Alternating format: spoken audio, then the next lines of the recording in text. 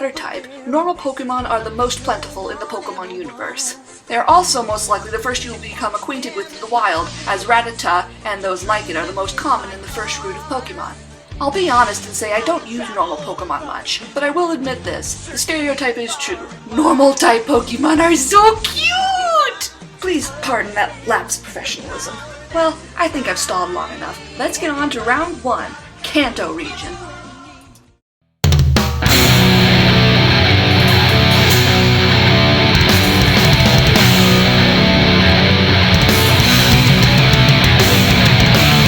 Okay, let's start in the red corner first.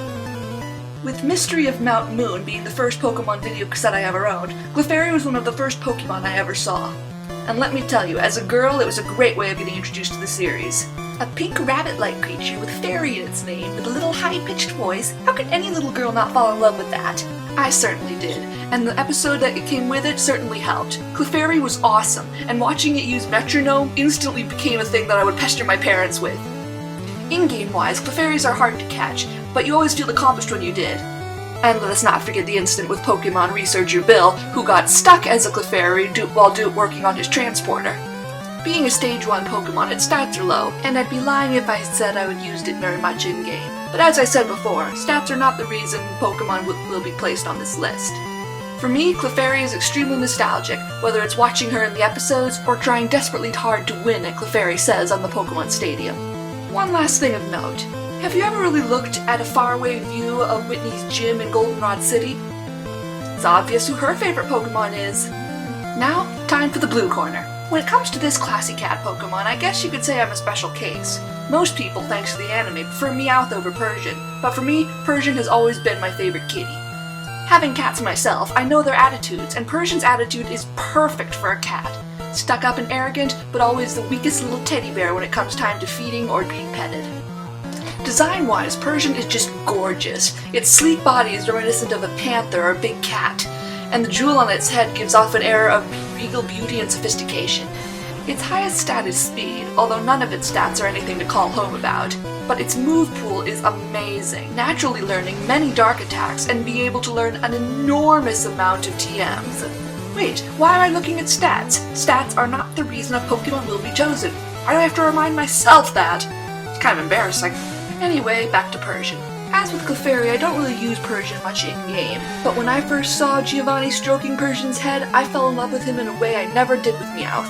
Sorry, Meowth. Even in defeat, Persian still has an air of grace and beauty that attracts all. See what I mean? Sorry, Meowth. Again. Now, time for the final verdict. It really comes down to a case of nostalgic memories versus aesthetically good appearance. And in this case, the aesthetically good appearance wins out. Whenever I draw Pokemon, it isn't Clefairy I instantly lean toward, it's Persian, for its sleek and gorgeous body and very intriguing appearance. So the Kanto normal type round goes to the classy cat Pokemon, Persian. Now, let's head over to the Johto round.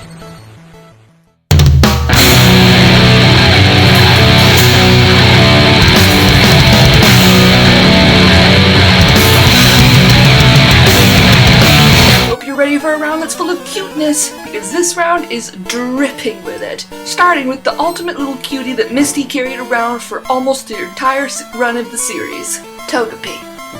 Togepi was the very first Johto Pokemon to ever get introduced to the public, and let me tell you, it was an adorable way to start out. Essentially, Togepi is just an egg, but its appearance makes it look like an adorable tiny little baby. And what's cuter than a baby? When it's not crying. Yes, Togepi did cry and whine some, and it was relatively useless in the series, until it learned Metronome. At first it would only be used in secret, but then Misty eventually took notice and began attempting to train Togepi. Not very successfully, but eventually Togepi did become a useful ally. Oh, Pikachu. Game Freak knew they had a good thing with Togepi because they constantly pushed it into the spotlight, whether it being its minigame in Pokemon Stadium 2, or its rather large role in the Johto handheld games. In Gold, Crystal, and Silver, including the remakes, you could get Togepi as an egg relatively early in the series. Whether you choose to treat it or not is your choice. I really never did, because there's plenty of other good normal types and normal flying types once Togepi evolves. But it's its appearance and significance in the anime that earned Togepi its right to fight for number 1 Johto normal type. Teddiursa represents another first for me in terms of Johto. He was actually the first Pokemon I ever battled with when I first played Pokemon Stadium 2. It was at one of those display consoles at Target, and you could just play a free battle.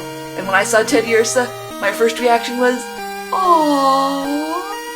Man, I sound really, really girly. But seriously, a little teddy bear with its paws constantly covered in honey. How freaking cute is that? Especially for a girl who grew up loving Winnie the Pooh. Sadly, his appearances in the anime have not been entirely positive. Teddiursa was depicted as a naughty little trickster who would do whatever he could to have his own way and cry whenever he was caught in order to gain sympathy. And unfortunately, it nearly worked. I guess it made sense in the long run though, because Teddiursa evolves into Ursaring, who have always been depicted as bad-tempered and rather nasty in the anime. Stats-wise, Teddiursa is nothing special, but in this round neither was Togepi. As I said before many times, it's not the moves or stats that make a Pokemon, and in this case, Teddiursa has pretty much just what Togepi has: aesthetically amazing cuteness and an incredible nostalgic value. Two adorable Pokemon with great nostalgic values. Which one comes out on top? Well, in this case, I'd say Togepi would be the winner. And there's only really one real reason for this. Teddiursa lost major points by being such a whiny little con artist in the anime. We all know it's true. Togepi remained consistently cute, consistently funny, and consistently an amazing Pokemon. And I think we all got a little teary-eyed when he left in the anime. Okay, let's move on before I start crying. The winner is Togepi. Next up, Hoenn.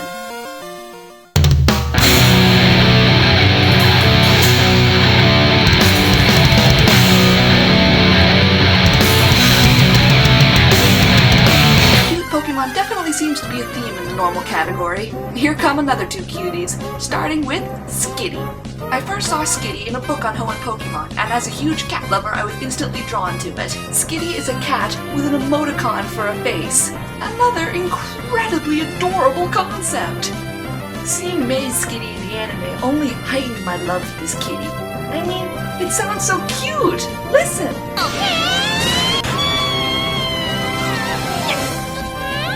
Skitty Blizzard!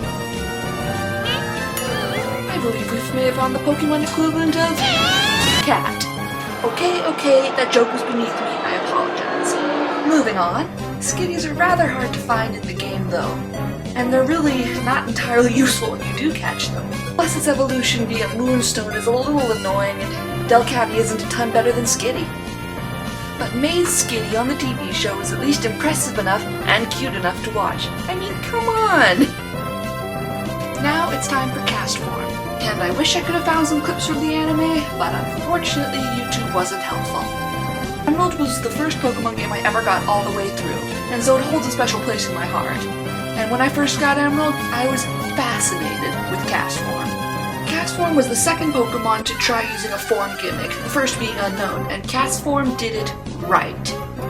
Instead of having 28 forms that you had to catch separately, cast form's forms were already inside it. You really have 4 Pokemon in one. Also means its move pool is enormous, and it's the only Pokemon that can learn both Ember and Water Gun, as well as both Ember and Powdered Snow. Thank you, Bulbapedia. Not only that, each of its forms are absolutely adorable. A little sunburst, a little raindrop, and a little mini tornado. Who couldn't love that? And in all the forms, it always wears its sunglasses. Couldn't resist. And whenever you play Hoenn, you always can guarantee that you will get a cast form.